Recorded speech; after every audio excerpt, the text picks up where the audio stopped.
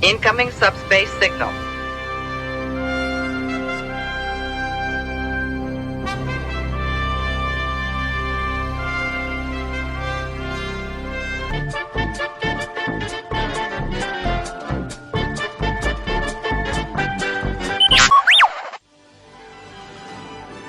You are watching Central Valley Geeks.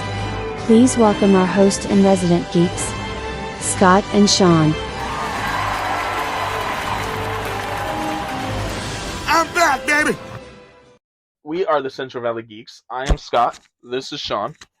And today we're going to talk about Ahsoka Episode 2, Toil and Trouble. It was really nice of Lucasfilms to name the episode after my cats. I was really touched that they thought of me like that. There you go. And that they named the episode after my cats. It was really moving, Dave. I appreciate it. And the reason I do say Dave is because Dave Filoni did actually direct this episode. I believe he wrote all the episodes, but he directed this episode and episode 5. As I mentioned in the previous episode, Qui-Gon Jinn gets killed in the gut by a lightsaber, but no one else does. Why doesn't anyone else die from this? I mean, even Fennec Shand gets shot in the gut, and they're able to take her to some cybernetic losers, and they're able to fix her. And we're talking about, this is post-Empire, when they've drained resources, or planets of their natural resources and shit like that. Technology would have been better before the Empire came to power. So Qui-Gon Jinn should have been saved. That was the situation that happened. Nobody was trying to save him. I don't know how Darth Maul got saved, so I don't know the story for that, so I can't attribute or speak to that. But quick rundown. Remember, there were all the force fields. It wasn't like there was anybody could get to him. Quick rundown on how Darth Maul survives. If you've seen the movie Solo, you do know that Darth Maul survives. That is the only other live action that he's been in that I'm aware of. Well, he was in the cartoons. I know you said live action, yeah. But you know he survives from the cartoons. And that's what I'm talking about right now. He was in Solo. Yeah, in the show Clone Wars, I believe it was season 3. Dave Filoni was tasked with the job of bringing Darth Maul back. Like, George Lucas went up to him and said, "Hey, I want Darth Maul in the show. Bring him back." Yeah. And he's like, "Oh, okay, let's figure out how to do this." Apparently, you know, when you get hit with the lightsaber, your arm gets cut off or whatever. We saw in Empire Strikes Back when Luke's arm gets cut off. It's not gushing blood or anything. It's cauterized. That's the perfect word. That's the exact word I was looking for. I just didn't want to use too big of a word right away without saying spurting, because I like the idea. Also, spurting is funny. Yeah. But when he's cut in half by Obi-Wan, his wounds are cauterized, and his hate and revenge feeds him to survival. And he's able to build himself spider legs, and it's all about his hate and revenge that fuels him until he's found. It would have been way cooler if he just built himself force legs then, like Anakin or like Luke did in some books that don't exist anymore. He is a real big fan of Legends. Well, okay, so you know how Luke had his arm cut off? Yeah. Well, at one point he loses, like his prosthetic, he loses it. But this is when he's apprenticed to one of Palpatine's clones, so he teaches him how to regrow it with the dark side energy. Dumb question. Why didn't he teach Vader that? Because he didn't trust Vader. He never trusted Vader. He was just a pawn. But he trusted Luke? Yeah, he thought he turned to Luke. Oh, okay. Like, Vader was always just a shitty pawn. He thought Luke was with him. Oh. That's how I felt it, anyways. But Luke was a much, much better actor also when it came to, like, hiding his force feelings and everything. Well, yeah, Luke, in the books and even in the canon books, Luke is definitely more powerful in the books than he is in the show, yeah, or in the movies. Well, everybody is. If you like, because they were limited by the times. Yeah. They couldn't have Yoda flying around like a spinning top in the 80s. I assume that you're referring to the fight between Count Dooku and Yoda in episode 2, which is probably one of the better fights. It really is. So I don't understand what a reflex point is. You were in the military. You understand maps and stuff like that. Is that a real thing? The only thing I can think of is it was like a resonance, like the thing resonated with something else. Yeah. So it's like, okay, that's where this is to go here. So it's just some bullshit they made up. Yeah, It's the only thing I can think of. and my thing with that was, did Morgan not know what planet it was on, or did she not know where on the planet I it don't was? think she knew which one, maybe. Okay. Because it sounds like there's probably different reflex points for getting to the different galaxies. I was thinking different planets in the solar system, and you have to find a place that's as big as this trailer in a solar system. That's Yeah. not going to be easy. Well, I yeah. mean, we can't find missing people in our own Can't find my states. remote half the time. Oh, I've It's already right here. I've already lost the USB lightning adapter I was going to use. I have no idea There you where. go. I spent like an hour looking for it last night. No clue. But yeah. Ahsoka decapitates a droid, which was kind of cool. She knew when she went back that there was going to be a droid there, and she That at was that cool, point she was using her force sensitivity that we talked about in the last episode where she wasn't. Yeah. She sensed the thing, and then she cut him down, and she's like, "I hoped you were here," something like that. Figured, yeah, or something. And then of course Sabine can hack into his brain and get the knowledge from where it's at and junk like that before the head explodes. I did enjoy Hu Ying being very panicky. Not really panicky. He's just like, fuck this. No, I like that. See, I felt it was much more panicky. It was a little bit. I mean, he definitely had some self-preservation in there, which was great. But I loved Hera's reaction. They said, if we do this wrong, it's going to blow everything up. And Hera, who's in hologram form, says, I think you guys should go for it. Yep. And I'm pretty sure it was Hu Ying that says, you're in hologram form. Of course you say that. Yep.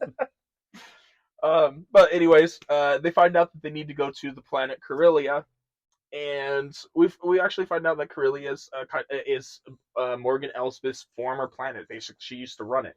I don't know if it's the same planet that we saw her in Mandalorian season 2, because I don't remember the name of that planet, and I just now thought about it to look it up, and I'm not going to look it up Do in you the middle of the video. remember what she said was the order that she was part of, or that she had descended from? The Sisters of something? Night Sisters. The Night Sisters. Yes, the Night Sisters are very big in the Clone Wars. Yeah. The Night Sisters are...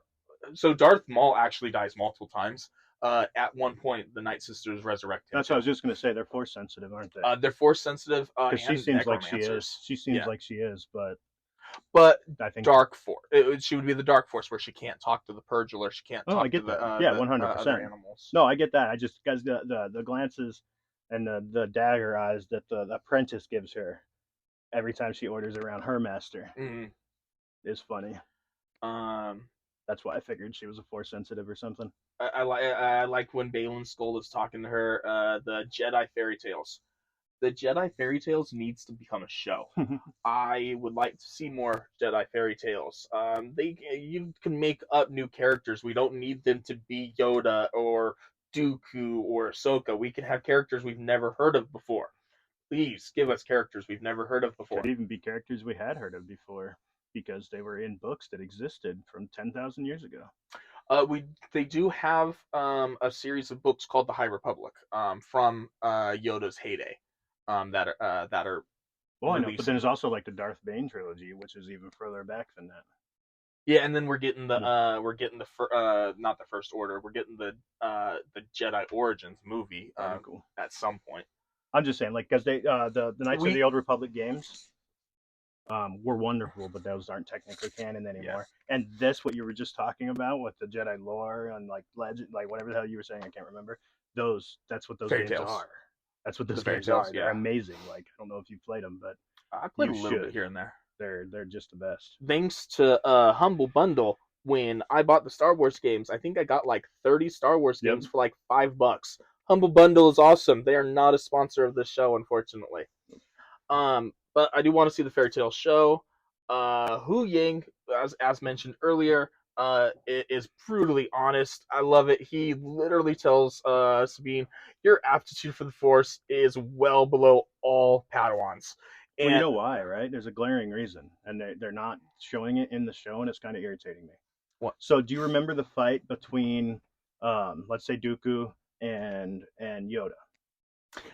I've seen every episode of Ahsoka. I'm not talking about in Ahsoka. I know. Okay. I know. I've seen every episode of Ahsoka, so I actually know what happens, and I'm going to try to not spoil it for Sean. Well, here, Watch me struggle with this. That's all I'm saying is there is no way any Force-sensitive person should not be able to just beat the crap out of her. Because she can't actually use the Force. She can't hold on to a lightsaber against a Force-sensitive person. Sabine was able to.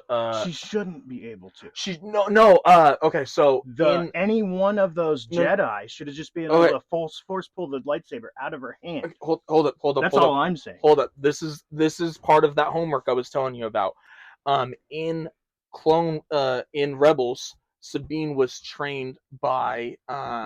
Do you remember at the very beginning of the Bad Batch where the two Jedi are being attacked and then the one kid jumps over a ravine and gets away? Mm-hmm. That his name is Caleb something. Yep. That is Ezra's master, and he also helped train Sabine when Sabine got the Darksaber. Right. When she got the Darksaber, she learned how to use it, so she already knew. She was training with a lightsaber, and one of the more difficult ones at that. And before she gave it to Bo-Katan. Right. So, and then when Ezra gave her his lightsaber, she continued to train with that, at least for some time with Ahsoka. We don't know how long, but there was some lightsaber training, so she is lightsaber and weapon proficient. Right. And in that same episode where they're training her, she's talking with the Mandalorian, and the Mandalorian tells her, "Hey, do both. Use your Jedi training and your Mandalorian and that's what training." She needs to be doing. Yeah. Like if she had a jetpack and used her grappling hook with a lightsaber, she'd be unstoppable. But my 100% point, these people can rip rocks out of walls. She can't move a cup. She cannot hold a lightsaber against their Force pulls. For that, That's it. Yeah. That's what it comes down to. She like remember when she pretended she was going to hit the lady with the flash and then shot her, which is in a different episode. Sorry, so but it's what we're talking, and then shot her. That was it right there. That lady should have realized when she said you can't use the Force. She could have just reached out and pulled her lightsaber away and choked her right then. And had Sabine not thrown her fist down and shot the rockets out of her. I'm talking about for the next fight though, or the fight after that, or anything. Like, Shin can walk up and just pull all of her clothes off if she wanted to. Dude, we're only at the second episode of a show that, even though it's called Ahsoka, it's been primarily focusing on Sabine. I'm just saying, like, it doesn't make any sense. So. It doesn't make any sense, except that she does have Jedi training. And until that moment when Shin said you don't have any power, she was able to hold her own. And neither one of them were using Force things against each other. Because she assumed that she couldn't. Yeah. Well, no, That's the only reason why Sabine was getting away with it is because the other person assumed that it wouldn't work. No, she assumed that she could do it, so neither one of them are doing it. No, that's what I'm saying. It wouldn't work against her. Yeah. She was assuming like what was her name? What's the blonde one's name? Shin. Shin. There's a reason why they don't just use the Force to throw sand in each other's eyes. Yeah. Because they're going to use the Force to stop it. No. Fucking what's her name is not going to do that. Well, she's going to get the sand in her eyes, and then she's going to die. But but Shin doesn't know that. She does now, right? And then she fights her again in a different episode. But well, let's continue. She doesn't fight her again. Yes, she does. No, she doesn't. I swore I just watched an episode last night where she fights her again. Yep, 100%. While the lady's fighting her with the spinny thing, the other lady's fighting with the spinny thing. And That's then the same episode that It's the next fight that they do. I swear. No, after in episode 4, after Sabina's on the ground and she fires her rockets. And this is in my thing, so we're gonna have to go back to this to talk about it. But I swear that was the first fight, and there was a fight after that. Yeah, whatever. Sabine, Shin Hati throws a smoke bomb on the ground, and gets away, and then Sabine loses her. But if I assume at that point, if she wanted to have thrown the smoke bomb to get away, she would have tried to use the Force. Didn't she fight her just before she got captured, though? Yes and no. No, she was fighting her just before she got captured. She was not fighting her. Okay. She attacked Sabine, and Baylan stopped her. Sabine didn't fight back. Baylan stopped her. I meant before Baylan was even there. I swear there was a fight before that. No, because there was the fight, and then and then Shin uses a smoke bomb to get away, and she runs back to where the map is. Yeah, okay. And then Ahsoka sees her come back without Sabine, and she thinks Sabine is dead. And then Sabine shows up and then has the blaster at the map. Yeah, which she should have just shot the damn thing. Although it wouldn't have done anything. They shown 5 minutes later. If it took the lightsaber that long to destroy it, a blaster wasn't going to do anything to it except fuck her hand up. Yeah. I just tried to touch my screen. Yeah, that's funny. Okay, so we just completely ruined episode 4. Not really. So spoiler alert for episode 4 right there. That's why I want you to read Legends books, because how you were just talking about the Jedi fairy tales. I know they're not, they don't really exist, but they still get more into the nitty gritty of training. Like there's one books that are set on a Sith. One of the books is set in a Sith training academy for a while. Yeah, I thought there was a series called Jedi Academy. No, but a Sith. I'm talking about at a Sith academy. Oh, a Sith academy. Okay. The Darth Bane trilogy. He goes to a Sith academy, but it's kind of like in those books, a Harry Potter situation, but he shows up later when everybody else has been there for a while. And those books are kind of like but they're out the window anyway, so it doesn't matter. Those books were written before the Rule of Two even came into play, right? No. Those are the books. No, okay. So the Rule of Two has been around for a long time. I thought the Rule of Two only came around with the prequel. No, because the Rule of Two was in the games we were just talking about. The High Republic. Yeah. Yeah, that would have been. Those would have been the 2000s or mid 90s. Oh, you're right. I think it did come out. I swore Knights of the Old Republic came out before the prequels, but I think you're right. Whatever. No, yeah, the prequels came out in or the first 1999. Yeah, 99 in the 90s. Yeah, and you're right. The Xbox and the Knights of the Old Republic didn't come out until 2001 or 2002. Yeah. Never mind. Cool. So, back on Corellia, Hera and Ahsoka are checking out what's going on. I love Hera's mild. My thing changed it to mind instead of mild. Mild abuse of power, where she's like, "Hey, show us around." Oh no, we're too busy. We can't do that. Do you want me to make this an official check-in, or do you just want to show us around? Oh, okay. In that case, let's take a look at some stuff. I like mild abuse of power. It's not really bad. It's like frowned upon, but it's kind of funny. Now, in real life, doing that, yeah, you shouldn't. But we're talking about space wizards. She's a general showing up at a place that makes equipment for ships and stuff. She should be allowed to just go. She has the clearance to be there, 100%. Oh no, yeah, she has the clearance to walk around. None of that was above the board. But she's not there on anyone's orders. Yeah, she said she wasn't. Yeah, I didn't. She could make it that way. That's why I said mild. She's under her own orders for that matter. I said mild abuse of power. Yeah, she's under her own orders. Remember? It's to me, it seemed like, and I've heard and read things different online, so I want to get your perspective. When she's talking to the main guy, and he's talking about, oh, this is the hyperdrive. We've made 9 of these, and Hera's like, we don't have any ships that are that big. Stop that thing from going. What's that? What kind of ship is that supposed to go to? And he looks at it and says, oh, it's classified. Then he turns to the protocol droid and says, can you unlock this for her? Does that mean, because some people online are saying that every single person there, including the droids, were for the Empire. I think all the people were there for the Empire, but the droids were just droids. Yeah, because when she mentioned the HK assassin droid, the droid's like, oh yeah, I saw one of those the other day. Yep. So I think those were programmed correctly, and they would have done their job correctly. Yeah. Okay, so I just want to see if we were on the same page there. No, I agree. 35. Okay, that's not bad. Oh, you're looking at your percentage? Yeah, I've never used it on battery before. Aren't you plugged in? No, I didn't. I just didn't bring it out this time because I figured we'll see how it goes. I saw a plug there, so I thought you were plugged in, but it's for the TV. Yep, no worries. And so we do think that the information was really classified. But, and I agree there. You know why? Because there's a senator whose name starts with a Z or X with an X, who is extremely shady, and obviously being shady though. Like, so I think it's a red herring. Like, look at this guy, and it's somebody else on the council, but still. So now, spoiler alert for Star Wars Resistance, he is a father of one of the main characters in the show Resistance. Okay. So that character appears in Resistance, and he is kind of a douche in that too. But he's not necessarily a bad guy, but he is like the entire government inept.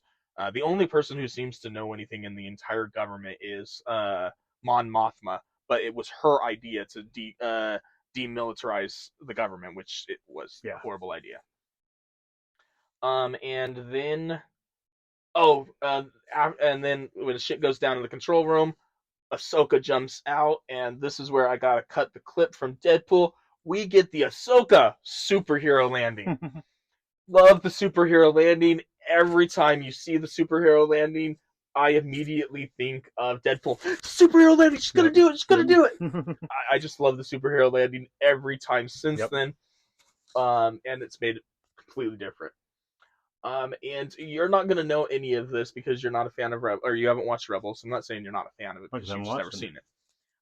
But Chopper is actually considered by some to be a war criminal, and just for fun, I've decided to call him the war criminal Chopper. That's good. I mean, Jedis were all considered war criminals too. So yeah, Chopper. I want to do a video later where we actually talk about what he did and cool. if I'll look it up too myself. And so technically, would it be the person who programmed him? That's the war criminal. No, because in Star Wars, it seems like droids have somewhat free will. Some do, some don't. Yeah, so, and I think he's one of the ones that has free will. To some extent, maybe. Yeah, so I don't know. Like you said, we'll go over that. But to me, the weird thing was Sabine cuts her hair off at the end of the episode, and now that she has short hair, she can train as a Jedi. I don't understand how that works. She can wear a helmet. It had nothing to do with the Jedi thing. She needed to be able to wear her helmet without having to put her hair in a braid every damn time. We've never had that issue before with any other Mandalorian character. Because they had their hair back in like a braid or something. Like, did you see any of them with long flowing hair? Like what she had? How long was Bo's hair? Not very short. I thought I remembered thinking when I was watching, especially the last season of Mandalorian, I remember thinking that why don't we ever see anyone's hair? I actually remember thinking that, especially for the women.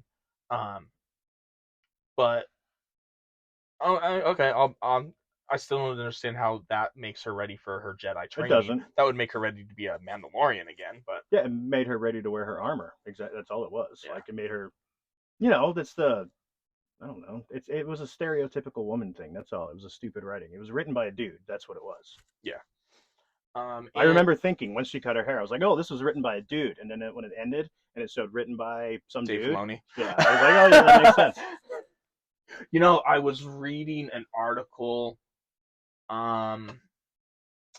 Shit, I don't remember who or what. I don't remember who it was about, but the woman was on the set, and she flat out was like, "This was written by a man. We're gonna change the words here, and it's still gonna basically be the same thing." And like over the weekend, she took the script and she made it like real. I think it might have been Reese Witherspoon, but I don't remember. Yeah, I don't doubt it.